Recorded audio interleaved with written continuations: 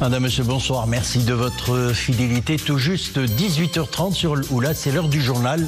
Voici le sommaire. Son Altesse Royale, la Princesse Lalla Hasna, a présidé hier à Rabat le dîner de gala diplomatique annuel de bienfaisance organisé par l'ambassade de la République française et la Fondation diplomatique. L'événement, placé sous le patronage de Sa Majesté le Roi Mohammed VI, a pour vocation la collecte de fonds pour financer des projets associatifs. L'escale culturelle de ce samedi nous fait voyager dans le temps par le biais d'un ouvrage qui est un vrai chef-d'œuvre, Caftan et bijoux, signé Houbaba Iraqi. L'artiste peintre y répertorie une collection de tenues d'apparat et d'accessoires appartenant à sa mère Chmicha, symbole de l'élégance de la femme marocaine. Houbaba Iraqi nous en parlera sur ce plateau.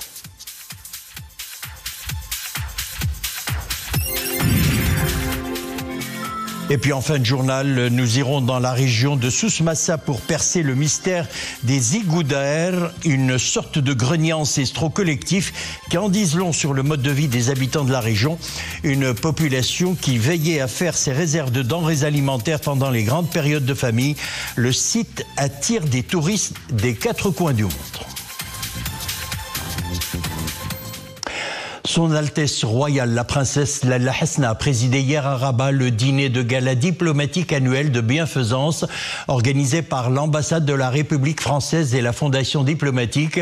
Placé sous le haut patronage de Sa Majesté le Roi Mohammed VI, ce dîner de gala diplomatique qui rassemble de généreux mécènes autour du corps diplomatique étranger accrédité au Maroc est devenu un événement annuel initié par la Fondation diplomatique et les ambassades étrangères à Rabat en faveur des populations démunies, avec la participation de diplomates, d'hommes d'affaires et d'artistes. Nawel Goureri, le récit est signé Mariam Lemessi. Un engagement sans faille et une action inlassable en faveur des nobles causes humanitaires. L'œuvre de Son Altesse Royale, la Princesse Lalla Hasna, se perpétue avec le même dévouement. À Rabat, Son Altesse Royale préside le dîner de gala diplomatique annuel de bienfaisance. Excellence.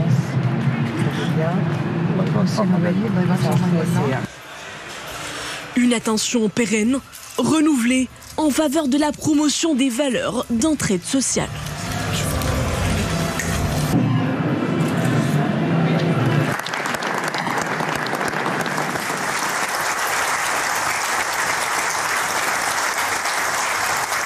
Son Altesse Royale, la Princesse Lalla Hasna, reçoit l'écu du Gala diplomatique 2025 en reconnaissance de son appui à cette initiative ainsi qu'à son action soutenue envers l'esprit de coopération.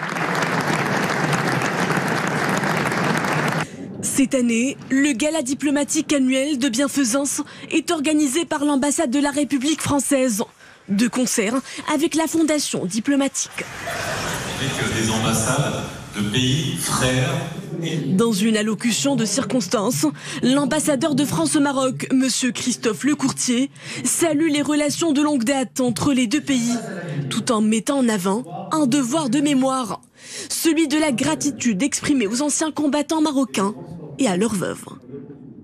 Ce soir, la générosité de la communauté diplomatique sous la présidence de la princesse Lalla Hasna, mais finalement cette relation entre la France et le Maroc au cœur d'une grande histoire et aussi au cœur d'une histoire qui concerne des dizaines de milliers de Marocains qui sont venus à nos côtés aux heures sombres de notre histoire.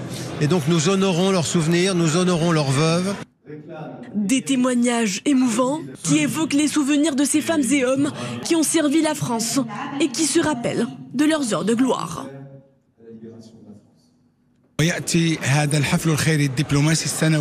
C'est un hommage rendu aux Marocains qui ont marqué par leur bravoure l'histoire de la République française.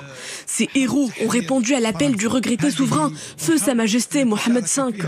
Des femmes et des hommes partis par milliers renforcer les rangs des forces françaises, engagées dans la libération de la France du joug de l'occupation. L'illustration parfaite des liens d'amitié qui unissent le Maroc et la communauté diplomatique. Les mécènes se joignent à des artistes du Maroc, de la France et du Sénégal pour la bonne cause et le soutien aux plus vulnérables.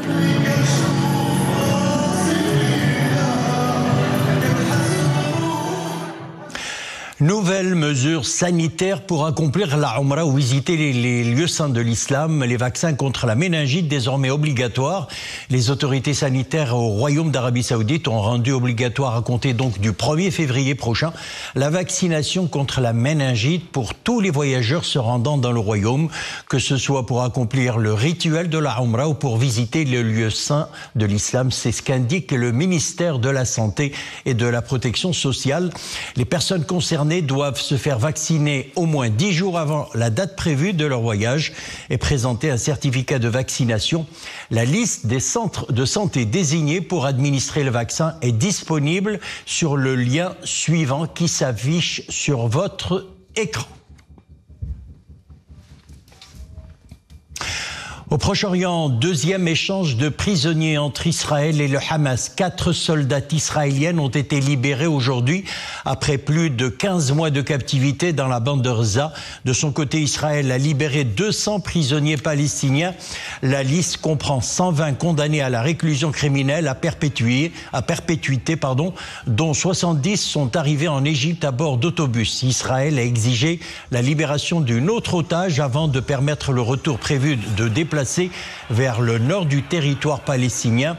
Ce nouvel échange de prisonniers intervient dans le cadre de la trêve entrée en vigueur et dont la première phase doit durer 6 semaines et permettre la libération de 33 otages contre quelques 1900 prisonniers palestiniens. La Californie, toujours en proie aux flammes. Plus de 2 semaines après le début des incendies dévastateurs qui ont fait des dizaines de morts, des milliers d'hectares, des milliers de personnes évacuées, de nombreux hectares brûlés. Donc Los Angeles parcourt près de 4000 hectares de feu ont été brûlés en 24 heures ces derniers jours. Malgré des vents d'une force inquiétante dans la région, les pompiers sont arrivés à prendre le dessus sur les flammes.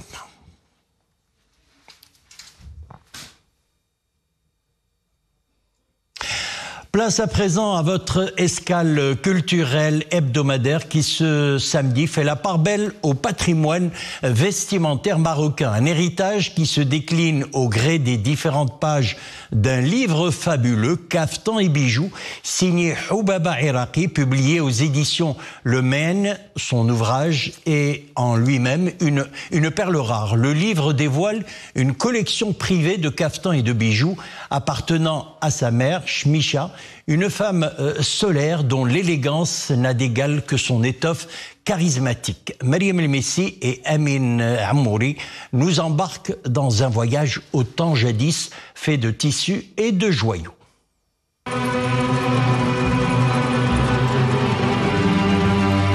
Elle nous a quittés, mais son legs perdure dans le temps. Un legs inestimable d'une femme dont le nom illuminera à jamais la mémoire de ses descendants. Shmisha, la vie de cette dame née en 1922 dans le milieu des notables de Fès, nous est contée un siècle plus tard par sa fille, Houbaba Iraqi. Son héritage maternel et l'on fait un témoignage vivant. 170 pages où l'empreinte de sa mère, Shams Dhafa Sifiri, est vive. Ses teksheta, ses sebnia, ses bijoux transportent le lecteur dans l'éclat d'un passé radieux qui rappelle la coquetterie et la forte personnalité qui caractérisait la femme marocaine d'antan. Une passerelle tout en noblesse qui nous emmène des décennies en arrière. Ici, les vieilles photos de famille laissent transparaître des instants de vie. Les voyages en Andalousie, la maison des grands-parents, jusqu'aux grandes occasions et fêtes familiales. Le livre touche à l'intime pour laisser place à la contemplation. Une mémoire indélébile, précieusement conservée et partagée avec les générations futures dans un récit en français et en anglais. Un ouvrage où il fait bon déambuler comme dans un musée, temple d'un art de vivre ancestral dont le raffinement transcende les frontières. L'autrice de ce somptueux ouvrage est avec nous ce soir sur le plateau, Madame Houbaba Erraqi. Bonsoir et bienvenue donc dans le journal. Merci beaucoup. Alors, votre livre est attachant, on sent que vous l'avez écrit avec beaucoup d'amour. C'est un livre hommage à votre maman, Chmichar, et à travers elle, à toutes les mères et les grands-mères également marocaines pour qui l'élégance est un art de vivre. Exactement, c'est un livre que je voulais écrire parce que maman m'a laissé beaucoup de caftans et je voulais laisser cette transmission pour les générations à venir, pour mes enfants, mes petits-enfants, comme je l'ai dit.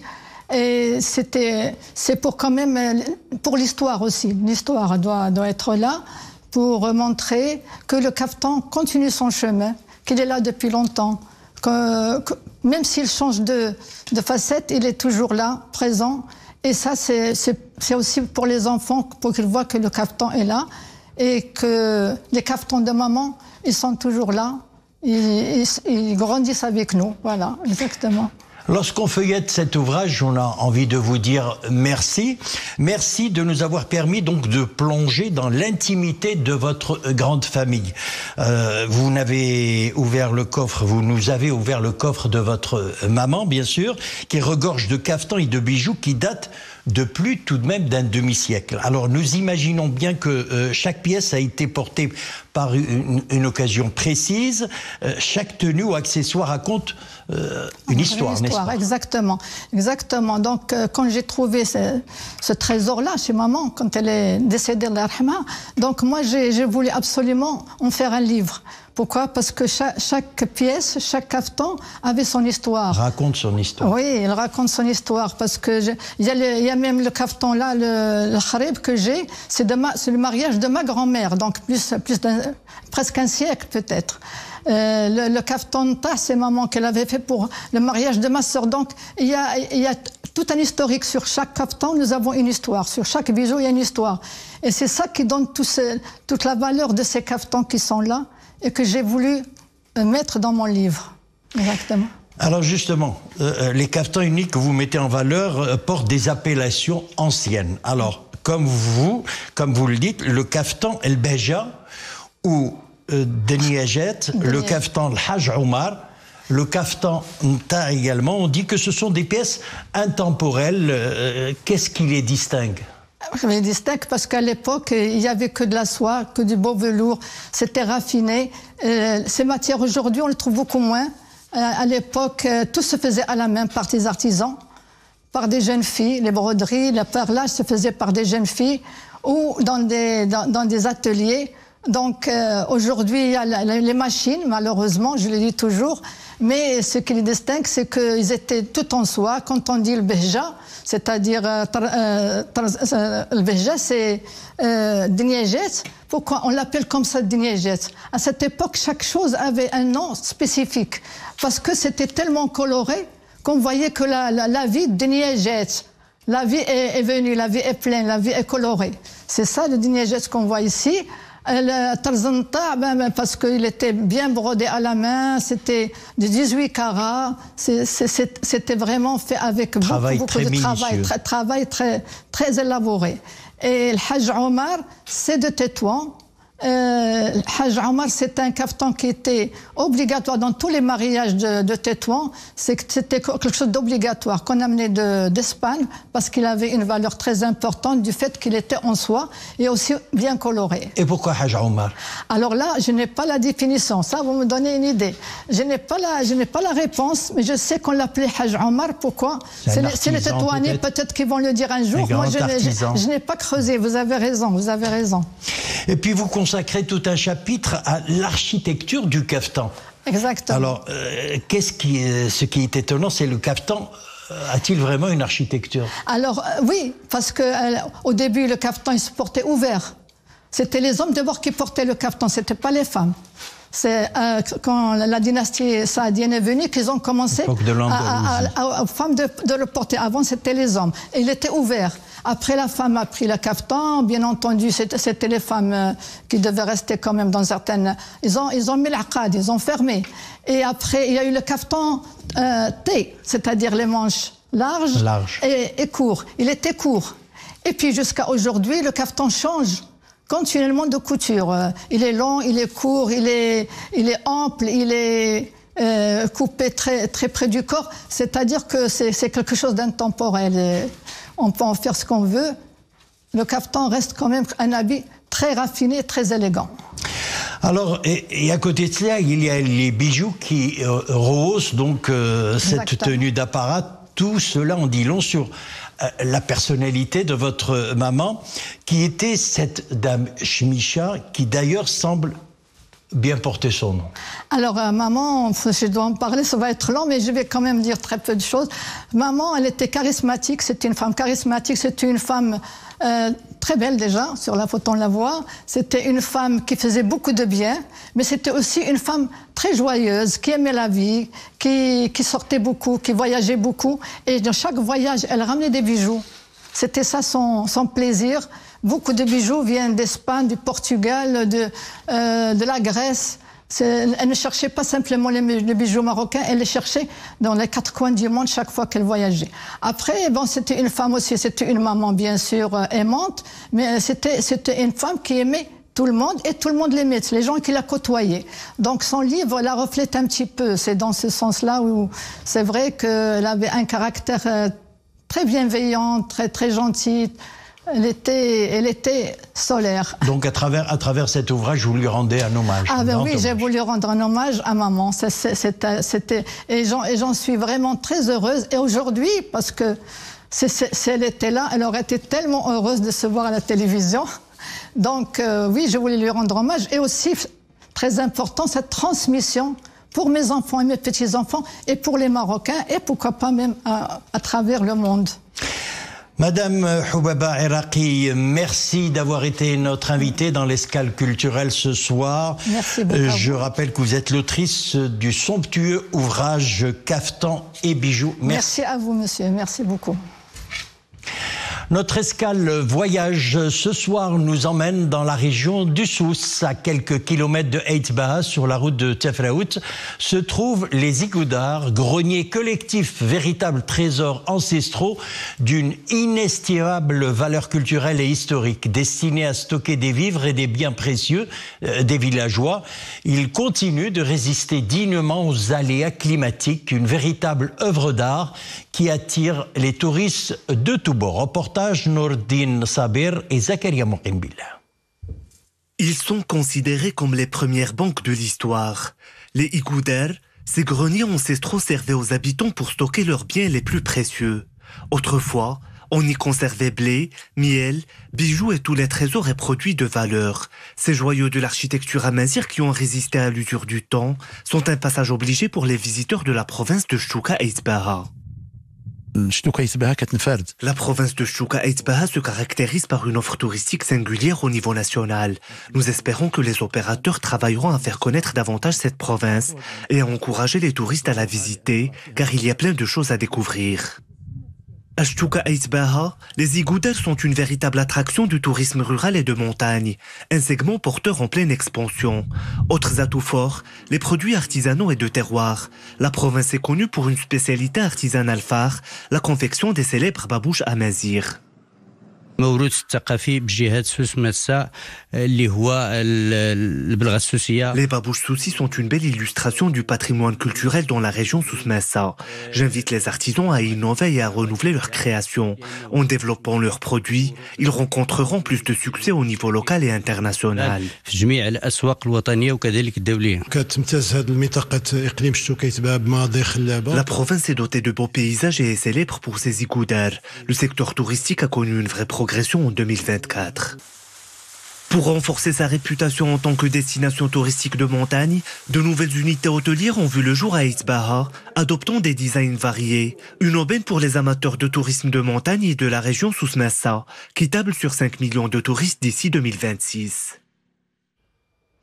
Et c'est un site, bien entendu, à visiter. Parlons à présent sport. La ville de Saïdi abrite depuis une semaine les championnats du monde de snooker, organisés pour la première fois en Afrique. L'événement réunit des joueurs d'Europe, d'Asie, d'Australie, des États-Unis, du Brésil et d'Afrique. La compétition prendra d'ailleurs fin le 1er février prochain. Les championnats du monde de snooker sont considérés comme le sommet de la discipline. Sport toujours avec l'Open d'Australie, l'américaine Madison Keys, 14e joueur mondial au classement WTA, a remporté aujourd'hui à Melbourne son premier titre en Grand Chelem aux dépens de la Bélarusse Aryna Sabalenka, numéro 1 mondial, triple lauréate de tournois majeurs. La Bélarusse a été battue 6-3, 2-6, 7-5. L'américaine signe sa 12e victoire d'affilée et égalera lundi son meilleur classement WTA en remontant à la 7e place mondiale. Sa victoire aujourd'hui a privé la numéro 1 mondiale d'un 3e titre consécutif à Melbourne, un triplé réussi seulement par 5 joueuses dans l'histoire et qui n'a plus été réalisé depuis les 3 sacres d'affilée de la Suissesse Martina Hingis entre 1997 et 1999. Voilà, c'est avec cette page sport que nous refermons l'édition. Merci de l'avoir suivi. Excellente soirée et à bientôt.